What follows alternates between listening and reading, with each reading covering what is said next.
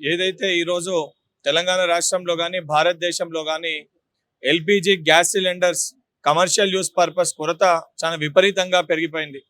దీనివల్ల hotel industry, దానితో పాటు కార్పెంటర్స్ ఏదైతే కటింగ్ యూనిట్స్ కానివ్వండి, దానితో పాటు స్ప్రేయింగ్ ఏదైతే ఈ ఎల్పిజిని ఎక్కడెక్కడైతే యూజ్ చేస్తారో అంతటా కూడా ఈ కమర్షియల్ పర్పస్ కొరత అనేది ఈరోజు స్టార్ట్ అయిందని చాలా స్పష్టంగా ప్రతి చోట కూడా హోటల్ యాజమాన్యాలు అందరూ కూడా వారు రిక్వెస్ట్ చేయడం జరిగింది. దానితో పాటు షాగ్ హౌస్ యాజమాన్యం ఓనర్ వారు కూడా ఏదైతే సంబంధించి కమిషనర్ గారిని కలిసి సివిల్ సప్లైస్ వారికి ఒక రిప్రజెంటేషన్ ఇవ్వడం జరిగింది. ఏదైతే ఈ కొరతకి సంబంధించి ఈ ఇబ్బందులను ఏదే రకంగా ప్రాపర్ గా మానిటర్ చేయాలని చెప్పాను. చాలా స్పష్టంగా వారు కూడా ఏదైతే రాష్ట్ర ప్రభుత్వ పరిధిలో కేవలం మటుకు ప్రొడక్షన్ కానీ, ఇంపోర్ట్ కానీ, సప్లై కానీ రాష్ట్ర పరిధిలో ఉండదు. ఓన్లీ మానిటరింగ్ మటుకే స్టేట్ గవర్నమెంట్ చేస్తుంది. సెంట్రల్ గవర్నమెంట్ మొన్న ఏదైతే సెక్షన్ 3 ఒక యాక్ట్ ని అమైన్మెంట్ చేసిండ్రో, ఏదైతే ministry of petroleum and natural gas 1955 act ని మొన్న చాలా స్పష్టంగా సెక్షన్ 3 ని అమైన్ చేసి అందులో చాలా క్లియర్ గా ఒక పాయింట్ కూడా మెన్షన్ చేశారు. All public sector OMC shall ensure that LPG so produced is supplied marketed to consumer domestic supply only. చెప్పకనే ఓన్లీ డొమెస్టిక్ కే సప్లై చేయండి ఉన్నదాన్ని అని చెప్పి చాలా స్పష్టంగా సెంట్రల్ గవర్నమెంట్ సంబంధించి ఒక యాక్ట్ ని అమైన్ చేసి చాలా స్పష్టంగా చెప్పడం జరిగింది. కేంద్ర ప్రభుత్వాన్ని మేము డిమాండ్ చేస్తున్నాము, ఏదైతే బాధ్యతతోటి ఏదైతే కోవిడ్ విపత్కరమైన సమయాల్లో కూడా మనకి ఫుడ్ ఇండస్ట్రీ అనేది మన ఎకనామీ పడిపోకుండా కాపాడింది. ఈ రోజు వాళ్ళందరూ కూడా ఇబ్బంది పడే పరిస్థితులు ఏర్పడ్డాయి. ఈ రోజు కేంద్ర ప్రభుత్వం పైన బాధ్యత ఉంది. ఏదైతే ఫారెన్ పాలసీ అని చెప్పి నరేంద్ర మోడీ గారు ఏదైతే ఈ వార్ స్టార్ట్ కాక ముందు ఇజ్రాయెల్ కి వెళ్ళి అక్కడ లేనిపోని స్టేట్మెంట్స్ ఇచ్చి దాని తర్వాత రోజే జరిగిన పరిణామాల వలన ఈ రోజు మనకి రావాల్సిన ఇంపోర్ట్ ఏదైతే చేసుకోవాల్సిన గల్ఫ్ కంట్రీకి రావాల్సిన ఈ ఎల్పిజి ఏదైతే ఇంపోర్ట్ కి సంబంధించిన గ్యాసెస్ ఏవైతున్నాయో అవన్నిటిని కూడా ఇంపోర్ట్ చేసుకునే ఆయిల్స్ ని మనం ఇంపోర్ట్ చేసుకునే పరిస్థితి లేదు. దాని వలన ఈ కొరత అనేది ఇప్పుడు స్టార్ట్ అయింది. ఇదే రకంగా ఇంకా కొనసాగితే రానున్న రోజుల్లో ఇంకా తీవ్రమైన ఇబ్బందులు ఎదుర్కొనే పరిస్థితి ఉంటది. ఎందుకంటే హోటల్ ఇండస్ట్రీస్ పైన దాదాపు చాలా మంది జనాలు వెయిటర్స్ కానీ, అందులో పనిచేసే వ్యవస్థ కానీ ఒకసారి ఇదంతా తగ్గిపోతే తీవ్రమైన దెబ్బ మన ఎకనామీ పైన పడే పరిస్థితి ఉంది. సో మేము కమిషనర్ గారికి కలిసి గవర్నమెంట్ ఆఫ్ ఇండియాకి ఒక రిప్రజెంటేషన్ రాష్ట్ర ప్రభుత్వానికి వెళ్ళి రిక్వెస్ట్ చేయండి. తక్షణమే ఏదైతే దీనికి సంబంధించి ఈ కొరత రాకుండా దాన్ని చూడాలని చెప్పి వారికి విజ్ఞప్తి చేయడం జరిగింది. వారు కూడా చాలా అద్భుతంగా ఏదైతే బ్లాక్ మార్కెటింగ్ కాకుండా ఇప్పటికే ఒక 5-6 కేసెస్ ని కూడా వాళ్ళు దాఖలు చేసి ఎక్కడైతే బ్లాక్ మార్కెటింగ్ దీన్ని అడ్వాంటేజ్ గా తీసుకొని బ్లాక్ మార్కెటింగ్ చేద్దామని ప్రయత్నం చేసిన వ్యక్తుల పైన కేసెస్ కూడా దాఖలు చేసిర్రు. కానీ వారు కూడా మానిటరింగ్ మటుకే మా చేతిలో ఉంటది, రావాల్సిన ప్రొడక్షన్ కానీ ఇంపోర్ట్ కానీ రాకపోతే రానున్న రోజుల్లో దాన్ని మానిటర్ చేయడం కూడా ఇబ్బంది అవుతుందని వారు కూడా చాలా స్పష్టంగా చెప్పడం జరిగింది. నేను మరొకసారి మీడియా ద్వారా కేంద్ర ప్రభుత్వానికి విజ్ఞప్తి చేస్తున్నా, ఇక్కడ ఉన్న కేంద్ర మంత్రులకి విజ్ఞప్తి చేస్తున్నా, హైదరాబాద్ నగరంలో కానీ భారతదేశంలో కానీ ఎల్పిజి వలన హోటల్ ఇండస్ట్రీకి తీవ్రమైన ఇబ్బందులు ఎదుర్కొనే పరిస్థితి ఉంది.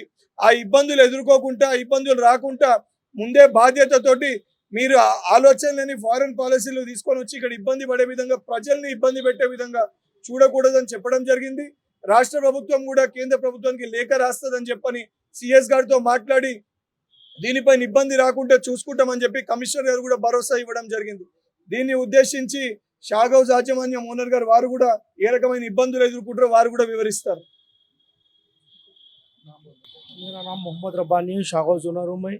हमारे को गैस की बहुत तकलीफ हो रही है, गैस हमारे को चाहिए। और हमारे पास तकरीबन किचन में, होटलों में किचन बने, तमाम हैदराबाद की होटल इंडस्ट्री को गैस की बहुत सख्त ज़रूरत है। अगर हमारे को गैस होगा तो हम पकवान करके लोगों में सप्लाई करेंगे। ऑनलाइन है, स्विगी जोमेटो है, रैपिडो है और ओला है। जो लोग हमारे पास से होटल इंडस्ट्री से खाना लेके आते हैं उनको हम खाना सप्लाई दे सकते हैं। अगर हमारे को गैस नहीं मिलेगा तो हम कैसे बहुत मुश्किल में आ जाएंगे। हमारे को चाहिए गैस। हम जो सो कमिश्नर साहब से बोले कि गैस चाहिए, हमारे को दोनों भरोसा दिलाए हमारे को गैस मिलेगा बोल के। और हमारे को तेलंगाना गवर्नमेंट से उम्मीद है कि हैदराबाद को जो सो गैस सप्लाई होंगी इंशाल्लाह। मेरे को उम्मीद है हमारे साहब से भी जो सो रिक्वेस्ट करें साहब भी, और ज़रूर हमारे को उम्मीद है कि और तमाम लोग जो सो काफ़ी परेशान होटल इंडस्ट्री के यहाँ पर रमज़ान मुबारक की वजह से दूर दूर से इंडिया के तकरीबन दूर दूर से लोग आते हैं यहाँ पर हैदराबाद को कि एक रमज़ान का महीना है कि यहाँ पर कुछ काम मिलता है और जो सो यहाँ के लोगों को बहुत रोज़गार से तेलंगाना के जैसा नाम पूरी दुनिया में चला, उसी तरह यहाँ पर हैदराबाद में लोग अपना रोज़गार के लिए आए हुए हैं। तो ये सारे लोग परेशान हो जाएंगे अगर इनको टाइम पे अगर कुछ गैस वगैरह सप्लाई नहीं हुआ। और हम फिलौकत लकड़ी पे भी काम कर रहे हैं, लकड़ी के चूल्हों पे, और ये सबको अब काम जो सो मुश्किल है लकड़ी के चूल्हे पे काम करना, पकवान करने वाले सब और चाहिए।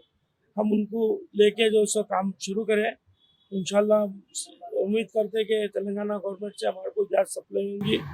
और मैं मदद चाहता हूँ हमारी तेलंगाना गवर्नमेंट से, खासतौर पर रिवंत रेड्डी साहब से मैं और कमिश्नर साहब से उम्मीद करता हूँ कि हमारे को गैस सप्लाई होगी और तमाम लोगों को इसमें हमारी मदद करने की ज़रूरत है, क्योंकि होटल इंडस्ट्री में आजकल घरों में जो सो पकवान के लिए बहुत मुश्किल हो जाएंगी।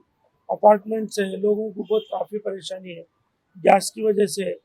अब गैस होटल इंडस्ट्री को तो होना बहुत ज़रूरी है, क्योंकि हर कोई होटलों से लेके जाएंगे।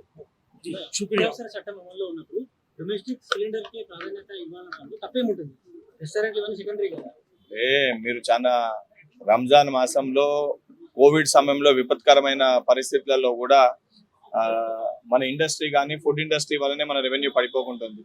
ఈ రోజు కంప్లీట్ గా ఆల్ ఆఫ్ సడన్ గా తీసుకొని వచ్చి ఒక దుఃఖేమో కేంద్ర మంత్రి గారు 74 రోజుల వరకు మనకి ఎటువంటి కొరత లేదు, కావాల్సినంత వ్యవస్థ సప్లై ఉందని చెప్తూనే మరొక వైపు అమైన్మెంట్ చేయడం అనేది ఎంతవరకు కరెక్ట్? నిజంగా బాధ్యతతోటి తప్పు జరిగింది లేదు, మనకి స్టాక్ లేకపోతే సంబంధించిన కేంద్ర మంత్రి పెట్రోలియం మినిస్టర్ గారు బయటకు వచ్చి బాధ్యతతోటి ఇది పరిస్థితి ఈ రకంగా మనం వినియోగించుకోవాలి, ఇది ఈ క్రైసిస్ అనేది మొత్తం భారతదేశంలో కూడా వచ్చే ఏర్పడే పరిస్థితి ఉంది, దానికి కారణం మేము తీసుకున్న మా ఫారెన్ పాలసీలో మా వల్లనే దానికి కారణం అని చెప్పి వారు అంగీకరిస్తే ప్రజలు కూడా ఆ రకంగా ఉంటారు. ఒకవైపు ఇబ్బంది ఏర్పడదు, 74 రోజులకు ఎటువంటి కొరత లేదు, కావాల్సిన ఏదైతే సౌకర్యాలు అన్ని కూడా మన దగ్గర ఉన్నాయి, కావాల్సినంత ఎల్పిజి మన దగ్గర ఉందని చెప్తూనే ఈ 1955 యాక్ట్ ని సెక్షన్ 3 ని అమెండ్మెంట్ చేయడంలో మతలబ్ ఏంది అనేది మా డిమాండ్.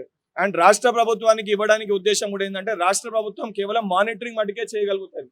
ఈ బ్లాక్ వ్యవస్థ కానీ ఎక్కడన్నా బ్లాక్ మార్కెట్ జరిగితే దానిపైన కేసెస్ పెట్టడం కానీ దానిపైన దృష్టి పెట్టాలి, దాన్ని అరికట్టాలని చెప్పి వారు రిక్వెస్ట్ చేయడం జరిగింది. ఉన్నదాన్ని ఏదన్నా కూడా ప్రాపర్ గా సర్దుబాటు చేస్తూ ఇబ్బంది కాకుండా వీలైనన్ని రోజులు ఇబ్బంది కాకుండా రాష్ట్ర ప్రభుత్వం చూసుకుంటూ కేంద్ర ప్రభుత్వం పైన ఒత్తిడి పెట్టాలి, రాష్ట్ర ప్రభుత్వం కూడా కేంద్ర ప్రభుత్వానికి లేఖ రాయాలని చెప్పి కమిషనర్ ద్వారా విజ్ఞప్తి చేయడం జరిగింది. కేవలం హాస్టల్స్ కాదు, ఒక్కసారి ఎల్పిజి లేకపోతే హాస్టల్స్, దీనిపైన ఆధారపడి ఉన్న స్విగ్గీ జొమాటో, కేవలం ఫుడ్ ఇండస్ట్రీ మనం చూస్తున్నాం, కానీ దాదాపు 60% పైచీలకు రెవెన్యూ. ఈవెన్ హాస్పిటల్స్ లో కూడా ఫుడ్ సప్లై చేయాలన్నా కూడా అక్కడ కూడా వండి పెట్టాల్సిందే. ఎల్పిజి కొరత వస్తే అది కూడా కమర్షియల్ పర్పస్ వస్తుంది, మరి పేషెంట్స్ కూడా ఇబ్బంది ఎదుర్కొనే పరిస్థితి ఉంటుంది. ప్రతి డిపార్ట్మెంట్ మనకు తెలియకునే ప్రతిది కూడా ఎల్పిజి తోటి ట్రాన్స్పోర్టేషన్ కూడా రేపు పొద్దున ఇబ్బంది పడే పరిస్థితి ఉంటుంది. పబ్లిక్ ట్రాన్స్పోర్టేషన్, సిఎన్జి ఇవన్నీ కూడా దానికి ఇంటర్లింక్ అయి ఉంటాయి. కాబట్టి కేంద్ర ప్రభుత్వం ఇవన్నిటిని ఆలోచించి వారు తీసుకునే ఫారెన్ పాలసీ కానీ వారు జరుగుతున్న పరిణామాలు, ఎందుకంటే ఈరోజు చైనాలో కొరత లేదు, చైనాకి ఇంపోర్ట్ అనేది అవుతుంది, కానీ భారతదేశానికి కావాల్సిన ఇంపోర్ట్ అనేది ఈ రోజు ఆగిపోవడం జరిగింది. సో ఇవన్నిటిపైన కూడా భారతదేశ ప్రజలు కేంద్ర ప్రభుత్వం తీసుకున్న నిర్ణయాల వల్ల సామాన్యమైన ప్రజలు ఇబ్బంది పడకూడదు, కాబట్టి వారు కూడా ఆలోచించి దీనిపైన ప్రవర్తించాలని చెప్పి వారికి చెప్పడం జరుగుతుంది. కమర్షియల్ సిలిండర్ ధరలు పెరగడం వల్లే ఈ కొరత ఏర్పడింది అంటారా, లేదా కృత్రిమంగా సృష్టిస్తున్నారా? ఇవన్నీ కూడా ఏదైతే మనకి ఇంపోర్ట్ కూడా మేజర్ సంబంధించి ఆ ఆయిల్స్ ఏవైతున్నాయో మనకి ఇరాన్, ఇరాక్ అంటే గల్ఫ్ కంట్రీస్కి వెళ్ళి మనం ఇంపోర్ట్ చేసుకుంటాం.